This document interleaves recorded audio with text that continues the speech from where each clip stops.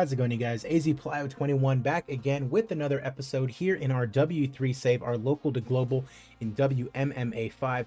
And we have W389 Moreno versus Moraes here today. Bantamweight main event between Brandon Moreno and Marlon Moraes. The last time that I saw you guys, we did hit mid-level international, which is absolutely insane. We are almost to the promised land, you guys. We need to get to 66% here in the international caliber. So that means we are currently 27 percentage points away. We need to put on the absolute best fight cards that we can do.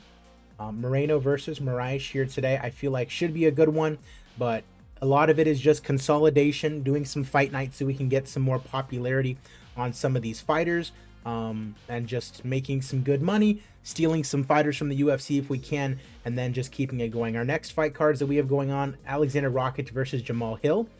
Next we have Kevin Lee versus Robbie Lawler. That should be a good one. Islam Makhachev versus Conor McGregor for the lightweight championship. Does it make sense? No. Conor's coming off a win, sure, but no way this fight makes sense. But high level international, that should sell a lot of seats and get us some good viewership, huh?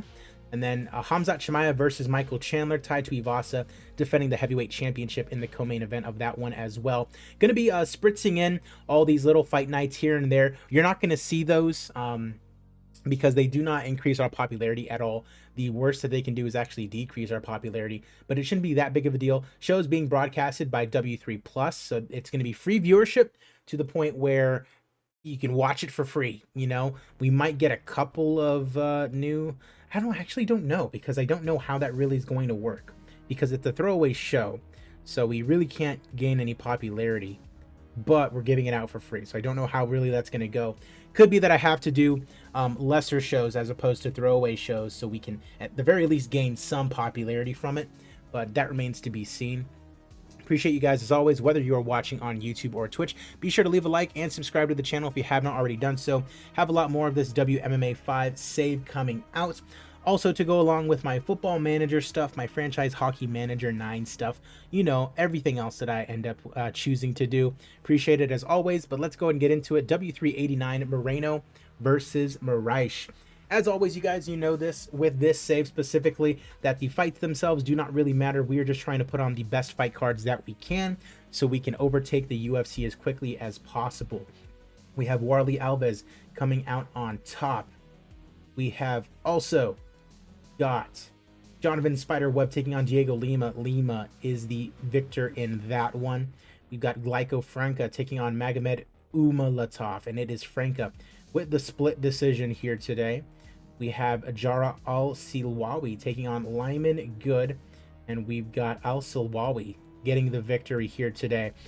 Big fan of what's going on in the World Cup right now. I just saw both the USA and Mexico draw in their first games rather disappointingly, especially considering USA was playing a lot better than Wales in the first half. Mexico was playing better than Poland for the whole match, and they just couldn't get it done. Brett Martin gets the win, 15th win of his career. Preston Parsons taking on Burdett Boschers, and it's Boschers with the knockout knee. Love to see that. 3-1 is his new record. Meng Bo Meng. Mateusz Rebecki taking on not even going to try, and it is Kamchi Bekov who gets the win. Just the second loss of Rebecki's career. Anthony Burchak taking on Anthony Gutierrez, and the better Anthony is Sharkbait Hoo-Ha-Ha Gutierrez out of Lee's Summit, Missouri. Donovan Freelo taking on Luis Peralta, and it's Freelo with the TKO in round number 3, 10th victory of his career.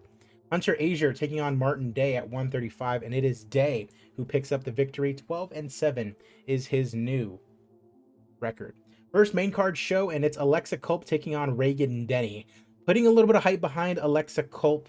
You can probably figure out why. She is on a small 2-fight winning streak. Make that 3 a submission arm triangle for Alexa Culp. Low-level national, that should jump up a little bit.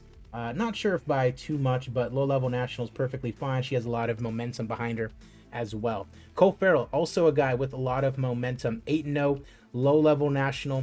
I have put a lot into this guy, so hopefully He continues to get more popular. 18-1, that is insane. Taking on 19-0 Akhmad Dakayev, though. He in and of himself is very, very good. And it is Cole Farrell with the decision victory, getting the first loss in the career of Akhmad Dakayev. Cole Farrell may be that guy. He might just be that guy. That is insane. Rafael Assunção taking on Elias Garcia in the bantamweight division. A 41-year-old Rafael Assunção gets TKO'd on a leg kick by Elias Garcia. Sucked to see him retire right now as a result. He does not retire, but he's probably going to be out for a bit. Carson Hardman taking on Jared Cannonier. 40-year-old Jared Cannonier taking on Hardman, who we are also putting a little bit of hype underneath. Big win over Eric Anders his last time out. Number 12 in the division. Would not be surprised to see him get a win, and it is Carson Hardman, the homegrown talent out of Lehigh, Utah, getting a big win over Jared Cannonier. Co-main event up next, Dan Hooker taking on Alex Oliveira, Cowboy Oliveira. 2 wins in quick succession for Dan Hooker. Bobby Green and Will Brooks now taking on Cowboy Oliveira, and it is Dan Hooker. Less than a minute into round number 3 with the TKO victory, and he wants to fight Arman Sarukian.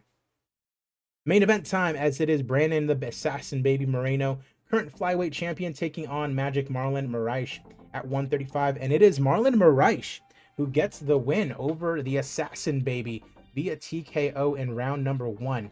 Love to see that for Marlon. His name value should jump up a little bit as a result of that.